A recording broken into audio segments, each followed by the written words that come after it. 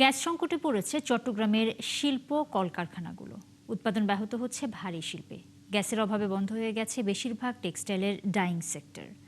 ব্যবসায়ীরা বলছেন বিদেশি ক্রেতাদের কাছে সময় মতো পণ্য ডেলিভারি নিয়েও শঙ্কা তৈরি হয়েছে।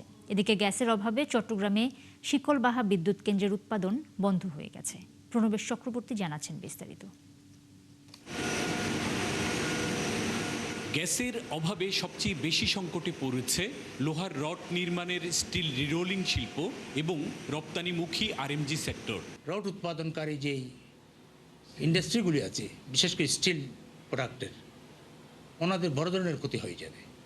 অলরেডি আমাদের 2-1টা ফ্যাক্টরি বন্ধ হয়ে গেছে এবং ওনারা ব্যাংকের ঋণের জালে আটকে গেছে। গ্যাসের কারণে এর মধ্যে বন্ধ হয়েছে চট্টগ্রামের শিকলবাহা বিদ্যুৎ কেন্দ্রের উৎপাদন। পাশাপাশি সার উৎপাদনকারী প্রতিষ্ঠান সিইউএফএল-এ কিছু গ্যাস দেওয়া হলেও মূল সরবরাহ বন্ধ রয়েছে।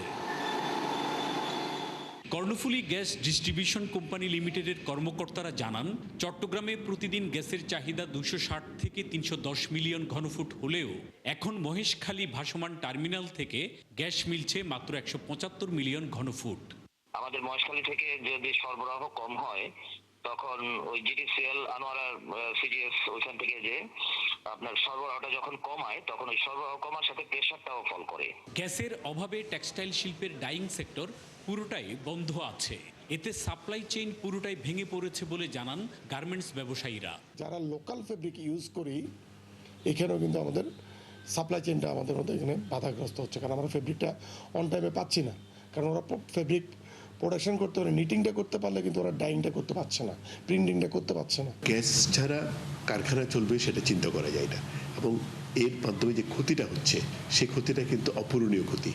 আমরা কিন্তু আমাদের বাইরের কাছে মুখ রাখতে পারছি না, ওরা আমাদের জন্য অনেকটা আশঙ্কার মধ্যে আছে। মহেশখালীর দুটি ভাসমান এলএনজি টার্মিনালের একটি পরিচালনা করছে আমেরিকান অ্যাক্সিলারেট এনার্জি, অন্যটি করছে সামিট।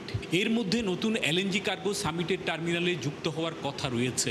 তবে অ্যাক্সিলারেটের টার্মিনালে কার্গো যুক্ত হতে 23 থেকে 24 আগস্ট পর্যন্ত সময় লাগবে, জানিয়েছে আরপিজিসিএল কর্মকর্তারা। প্রণবেশ চক্রবর্তী, 71, চট্টগ্রাম।